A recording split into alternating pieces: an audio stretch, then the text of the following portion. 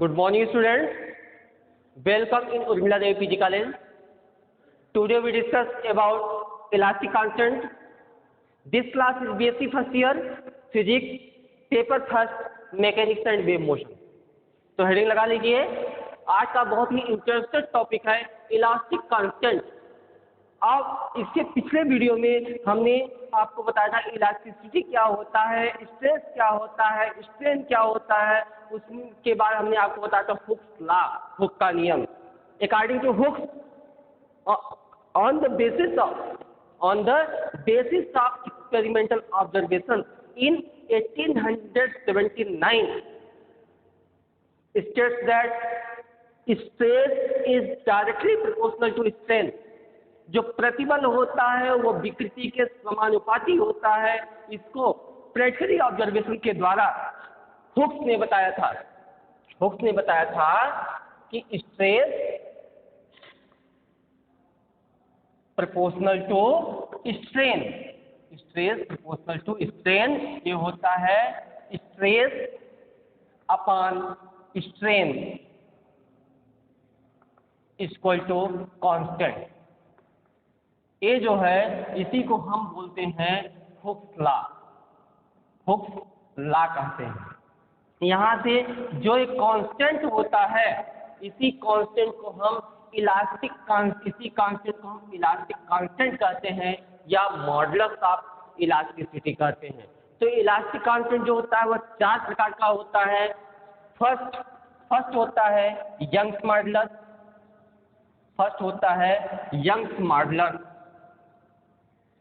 Second होता है bulk modulus.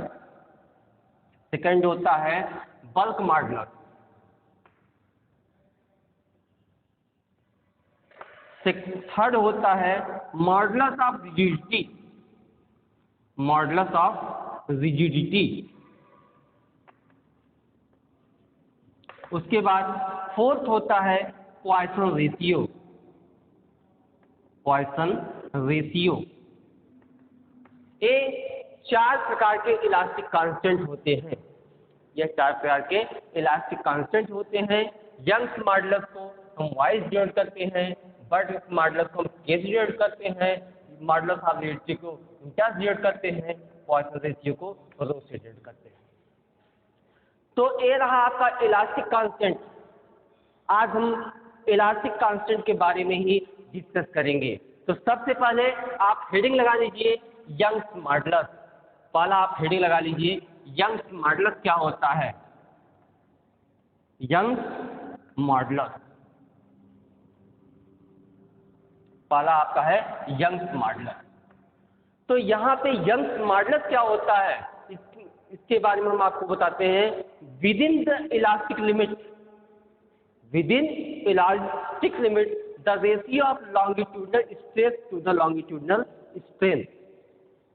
आजकल यंग्स मॉडुलस, इसका डेफिनेशन आप नोट कर लें. Within elastic limit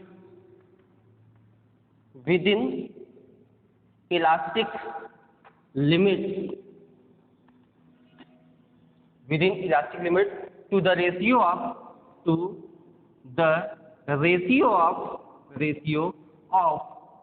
longitudinal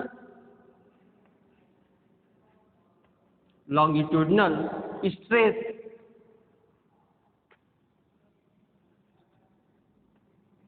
to the longitudinal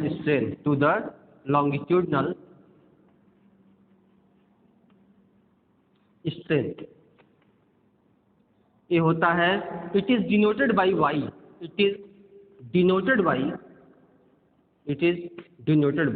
capital Y. यहाँ से देख सकते हैं कि इसका डिफिनेशन है विदिन इलास्टिक लिमिट मतलब प्रत्यास्था सीमा के अंतर्गत अनुदैर्घ्य प्रतिबल और अनुदैर्घ्य विकृति का जो अनुपात होता है वह क्या कहलाता है. यंग्स मॉडुलस कहलाता है. हम लिख सकते हैं दैट इज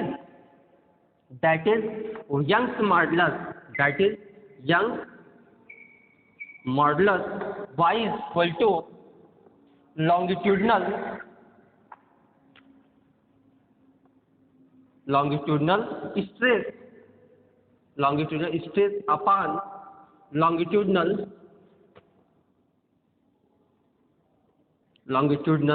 strain।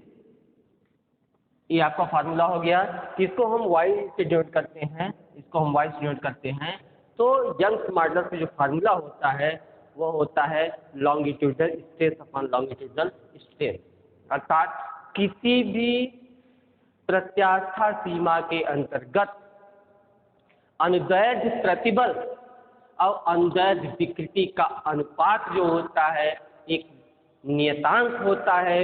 वही नियतांक जो होता है वह यंग प्रत्यास्था गुणांक कहलाता है। तो यंग प्रत्यास्था गुणांक के लिए, यंग प्रत्यास्था गुणांक के लिए इसको आप पहले चारों हेडिंग में नोट कर लें। सबसे पहले हम आपको यहाँ पे यंग्स मॉडुलस बता रहे हैं।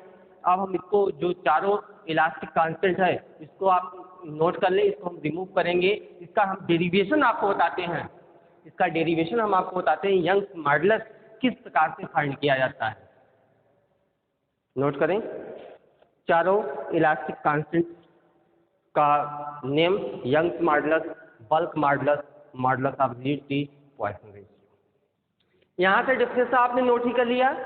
तो सबसे पहले यहाँ पे मान लेते हैं कोई क्या है कि एक आपका वायर है, क्या है, एक आपका वायर है क्रॉस सेक्शन, यहाँ से ये आपका क्या है वायर, ये आपका वायर है जिससे फोर्स क्या किया जा रहा है, फोर्स F अप्लाई किया जा रहा है, फोर्स F अप्लाई किया जा रहा है। और जो इसका क्रॉस सेक्शनल एरिया है वह A है और इसका जो ओरिजिनल लेंथ है क्या हम कंसीडर कर लेते हैं। Let us consider L be the length of the wire and F be force applied along the length L of wire. If A be the cross sectional area, A be the cross sectional area, यहाँ से जब इसका cross sectional area A है, जब इससे force apply किया जा रहा है तो कंसीडर कर लेते हैं कि इसके लेंथ में जो चेंजिंग हो रहा है, इसके लेंथ में जो चेंजिंग हो रहा है वह क्या है, वह डेल्टा यल है। क्या है, डेल्टा यल। इसके लेंथ में चेंजिंग हो रहा है वह क्या हो रहा है, डेल्टा यल हो रहा है। ये फोर्स F अप्लाई किया जा रहा है। ये कोई क्या है, वायर है। हम यहाँ लिख देते हैं let F be the force applied, let F be the force applied along the length L, along the length of the wire, length of the wire। यहाँ पे force cross sectional area is A, force cross sectional area is A। यहाँ पे आप figure ये देख रहे हैं कि कोई वायर है जिसका क्रॉस सेक्शनल एरिया क्या है, A है। इसका original length, it's along length L, along length L of wire, its original length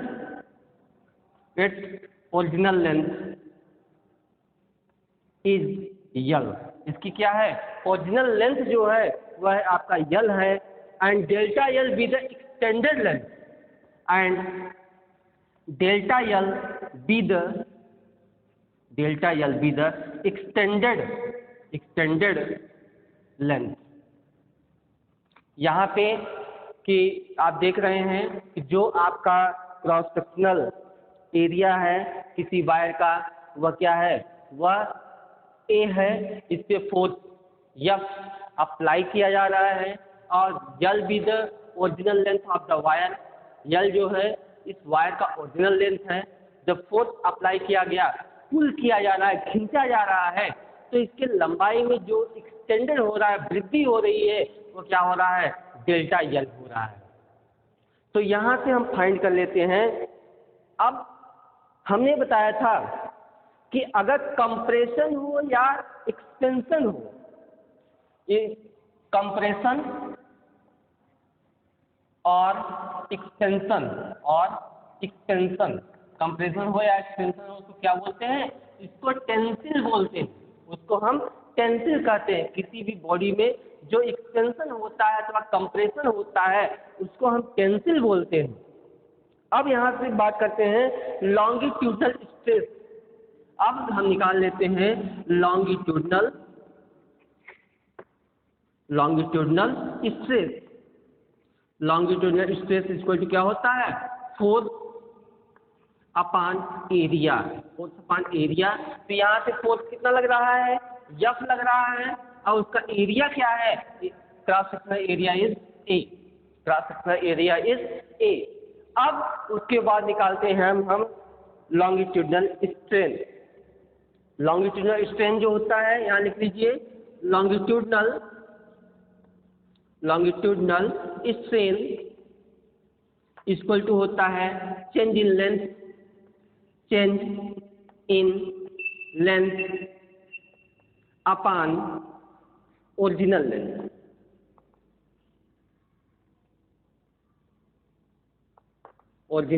length. यहाँ पे चेंज इन लेंथ कितना है? डेल्टा एल है और ओरिजिनल लेंथ कितना है? एल। अब यहाँ से बात करते हैं लॉन्गिट्यूडनल स्ट्रेस निकल गया फोर्स पर यूनिट एरिया या बाई ए।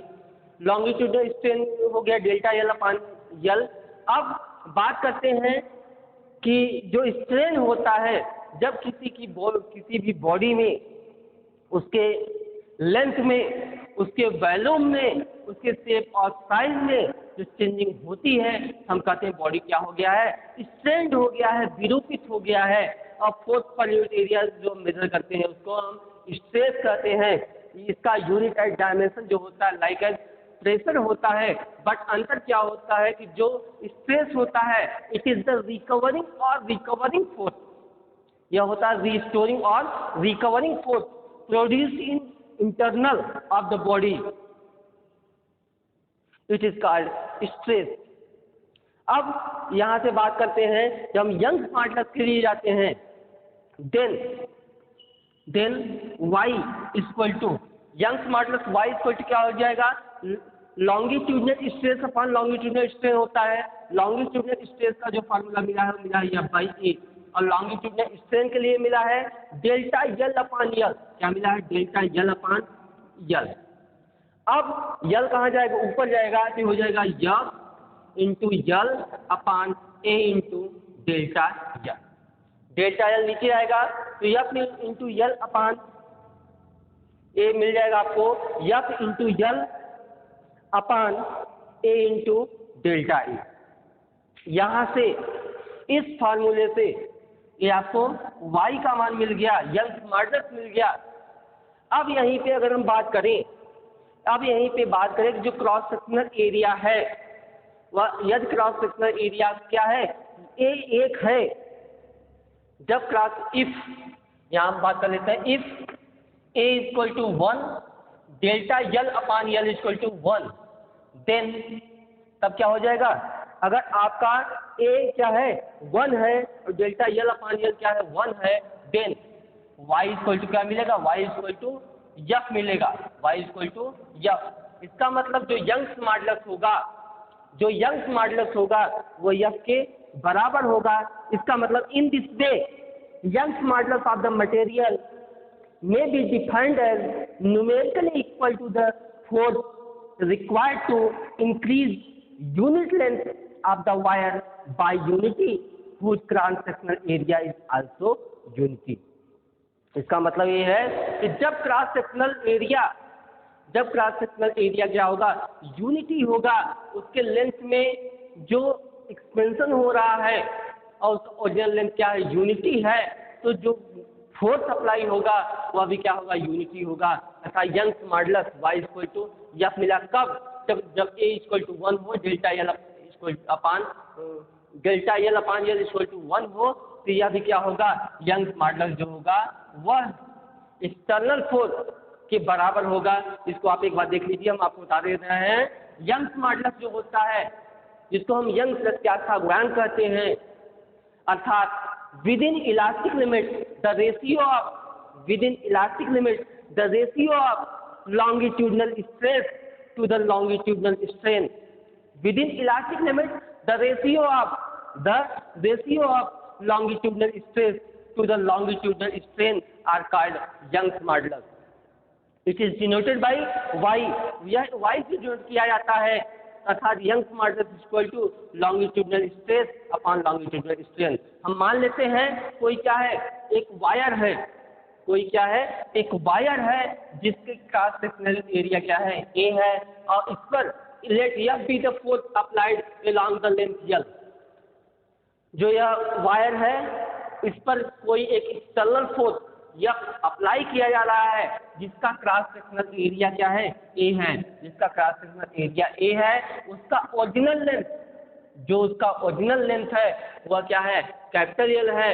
अब जब उसको पुल किया जा रहा है, खींचा जा रहा है, उसमें जो लंबाई में वृद्धि होगी, जो एक्सपेंडेड लेंथ होगा वह क्या है, डेल्टा L है। तो हम निकाल लेंगे लॉन्गिट्यूडनल स्ट्रेस अर्थात अनबैलेंस्ड प्रतिबल। तो यहाँ से force per unit area is the stress अर्थात F बाई A, उसके longitudinal strain change in length upon original length delta L by L। Then putting this value in above, then y is equal to F by A upon delta L upon L. In this case y is equal to F by A upon delta L upon L. If A is equal to 1, delta L upon L is equal to 1, then y is equal to F। यहाँ से किसी body को compress करते हैं, expand करते हैं, उसको हम कैंसिल करते हैं, तो आपका यंग्स मॉडुलस कंप्लीट हुआ, इसको आप नोट कर लें। अब सेकंड हम आपको बताएंगे बल्क मॉडुलस, इसको आप नोट करें, बल्क मॉडुलस। सेकंड देख लें, जिसको हम बल्क मॉडुलस कहते हैं। बल्क मॉडुलस मीन्स होता है आयतनात्मक प्रत्यास्थ गुणांक, इसको बोलते हैं आयतनात्मक प्रत्यास्थ गुणांक। इसका डिफिनेशन नोट कर लें, बल्क मॉडुलस क्या होता है, within elastic limit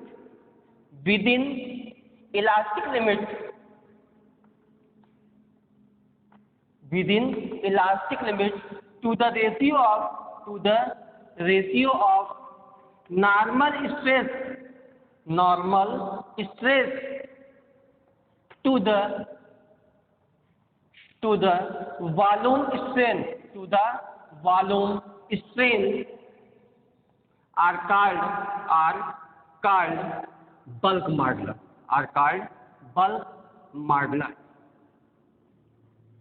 It is denoted by K.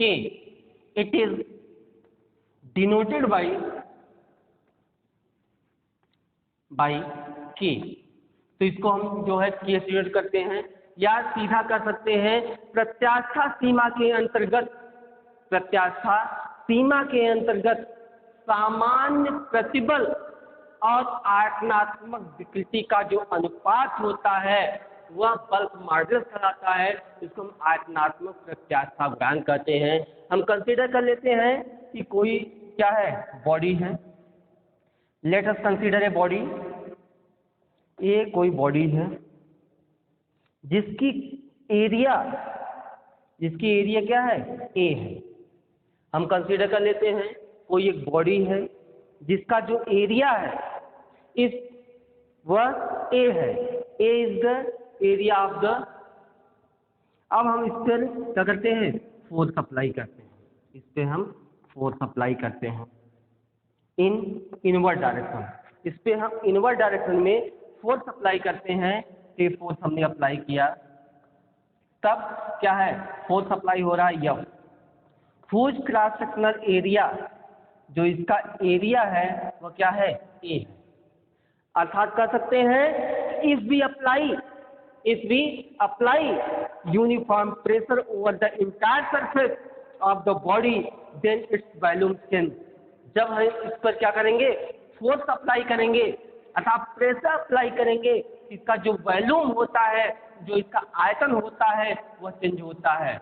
क्या चेंज होता है, उसका आयतन चेंज होता है। That is the force per unit area applied normally gives the normal stress. अर्थात इस पे जो नॉर्मल फोर्स अप्लाई किया जा रहा है, normally force applied on a unit surface area That means force per unit area gives normal stress. Force per unit area gives normal stress, and change in volume per unit volume gives the volume strength. यहाँ पे जो इसके आयतन में changing होगा और उसके original जो वॉल्यूम होगा उसको हम बोलेंगे वॉल्यूम स्ट्रेंथ कहते हैं। इसका मतलब ये हो जाएगा दैट इज जो K है इसको हम बोल सकते हैं that is bulk modulus, that is bulk modulus equal to normal stress upon volume strain, upon volume strain. ये हो गया normal stress upon volume strain.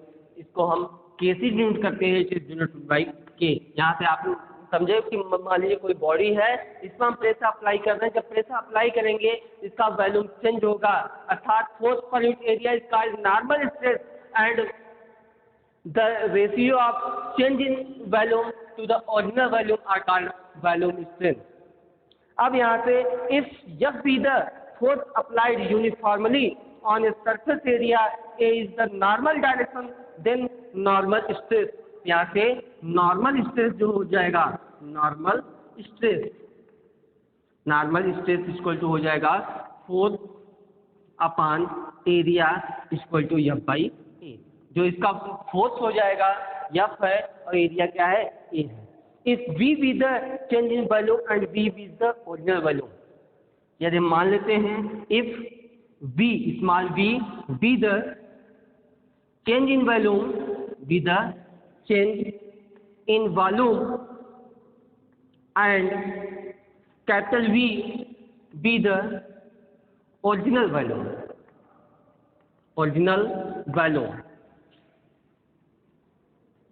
then volume strain equal to minus V upon B, minus V upon B। तो यहाँ से आप देख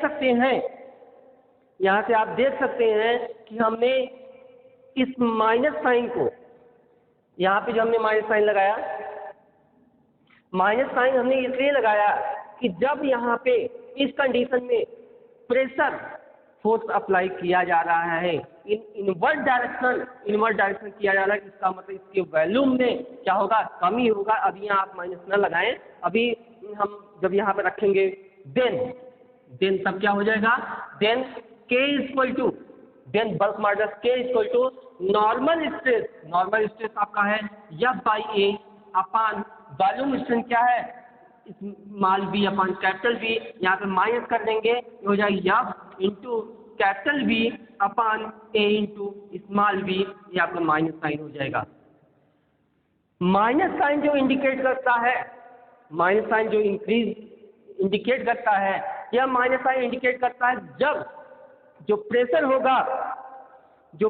होगा अर्थात फोर्स इनवर्ट डायरेक्शन की ओर लग रहा है, अर्थात जब कोई इसको कंप्रेस करता है, कोई बॉडी जब कंप्रेस की जाती है उसका जो आयतन होता है, वॉल्यूम होता है, वह क्या होता है, डिक्रीज करता है, घटता है।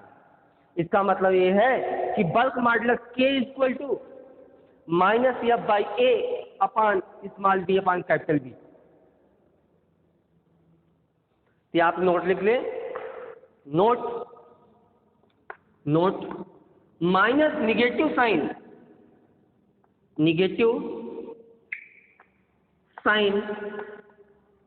indicates that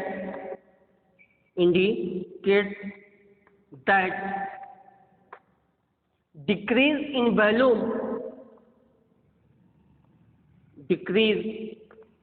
in volume अर्थात यहाँ पे वॉल्यूम में क्या होगा, कमी आएगी विथ इंक्रीज इन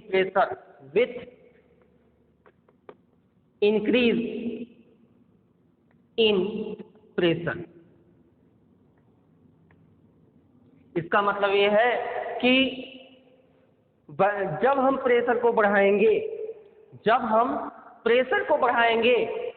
दाब को बढ़ाएंगे तो उसके आयतन में क्या होगा, कमी होगा या ये निगेटिव साइन यही डिनोट करता है। Negative sign indicates that decrease in volume with increase in pressure. The अब यहाँ पे देख ले के इज द बल्क मॉडुलस। यहाँ पे एक नोट पॉइंट और लिख लें, the reciprocal of bulk modulus, the reciprocal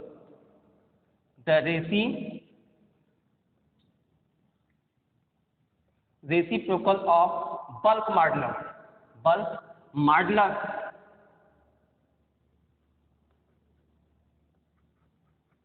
are called compressibility।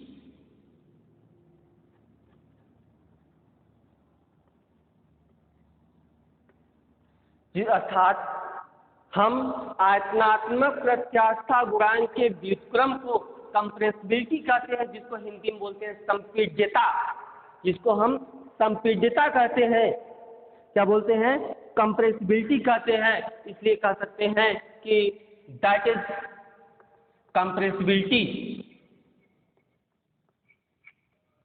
Compressibility equal to 1/k। ये होता है कंप्रेसिबिलिटी इक्वल टू 1/k। अर्थात बोल सकते हैं कि आयतनात्मक प्रत्यास्था गुणांक के व्युत्क्रम को हम संपीड्यता कहते हैं। आयतनात्मक प्रत्यास्था गुणांक के हम क्या बोलते हैं? संपीड्यता कहते हैं। इसको हम एक बार और रिवाइज कर दे रहे हैं, बल्क मॉडुलस, जिसको हिंदी में कहते हैं आयतनात्मक प्रत्यास्था गुणांक कहते हैं, with in elastic limit to the ratio of normal stress to the volume strain are called bulk modulus. अर्थात सामान्य प्रतिबल और आयतनात्मक विकृति के गुणांक को, सामान्य प्रतिबल और आयतनात्मक विकृति के गुणांक को हम बोलते हैं आयतनात्मक प्रत्यास्था गुणांक कहते हैं। इसको हम के से डिनोट करते हैं, it is denoted by K, that is bulk modulus equal to normal stress to the volume strain. अब बात करते हैं, जैसे कोई बॉडी है, जब हम इस पर फोर्स अप्लाई करते हैं इनवर्ड डायरेक्शन, इसका अगर एरिया क्या है? ए है, तो दैट मीन्स प्रेशर। तो अर्थात जो नॉर्मल स्ट्रेस होगा या क्या होगा? फोर्स अपॉन एरिया का दिया बाई ए होगा। अब वॉल्यूम स्ट्रेन की बात करते हैं। हम मान लेते हैं कि यदि स्मॉल v जो है वह क्या है? चेंजिंग वॉल्यूम है, और कैपिटल V जो है आपका ओरिजिनल वॉल्यूम है, तो वॉल्यूम स्ट्रेन इक्वल टू होता है small v upon capital V। अब यही जो वैल्यू है इसको हम क्या इस फार्मूले में रख देंगे। जब इस फार्मूले में रख देंगे तो मिल जाएगा के इक्वल टू -F/A/V। यहाँ पे बात आती है, जो हमने माइनस साइन लगाया है, माइनस साइन इसलिए लगाया है क्योंकि जब प्रेशर बढ़ता है, प्रेशर जब बढ़ेगा तो वॉल्यूम क्या होगा? घटेगा, और प्रेशर घटेगा तो वॉल्यूम बढ़ेगा। तो हम आशा करते हैं कि अब वीडियो जो है आपको बहुत अच्छा लगा होगा, और यहाँ पे इसका जो सेकंड पार्ट होगा उसको आप जरूर देखिएगा, क्योंकि यहाँ पे आपको अभी 2 इलास्टिक कांस्टेंट के बारे में अच्छी जानकारी मिली है। अभी 2 इलास्टिक कांस्टेंट बाकी हैं, उसके बारे में हम नेक्स्ट वीडियो में चर्चा करेंगे। कोई प्रॉब्लम हो तो आप कमेंट कर पूछ सकते हैं। अभी आपको पार्ट 1 मिला है, इसका पार्ट 2 जल्दी ही आपको मिलेगा। अगले वीडियो का आप इंतजार करिए। तब तक के लिए धन्यवाद।